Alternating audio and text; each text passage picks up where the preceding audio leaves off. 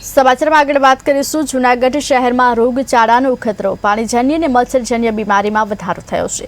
સરકારી હોસ્પિટલોમાં ઓપીડીમાં વધારો સિવિલ સુપ્રિન્ટેન્ડન્ટ દ્વારા માહિતી આપવામાં આવી છે। ત્યારે મચ્છરજન્ય અને પાણીજન્ય રોગચાળામાં વધારો થયો છે। સરકારી હોસ્પિટલોમાં ઓપીડીમાં કેસ વધુ નોંધાઈ રહ્યા છે।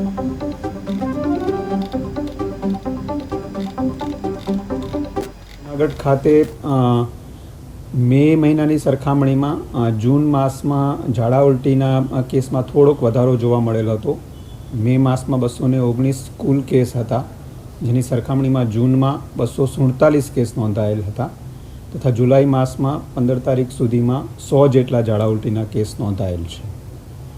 એવી જ રીતે ટાઇફોઇડના મે માસમાં 4 કેસ હતા, જેની સામે જૂન માસમાં 8 તથા જુલાઈમાં 15 તારીખ સુધીમાં 6 કેસ નોંધાયેલ છે। શરદી, ઉધરસ અને શ્વસન તંત્રના ઇન્ફેક્શનમાં ઘટાડો, નોંધપાત્ર ઘટાડો જોવા મળેલ છે।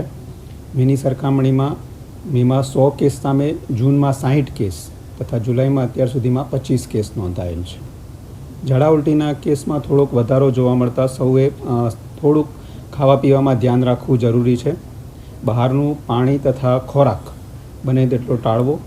પાણી ઉકાળીને ઠંડુ કરેલું પાણી પીવું હિતાવહ છે અથવા ક્લોરિનેટેડ વોટર પીવું હિતાવહ છે। અને બને ત્યાં સુધી વાસી ખોરાક ખાવો નહીં, સ્વચ્છ અને તાજો ખોરાક ગ્રહણ કરવો એ જ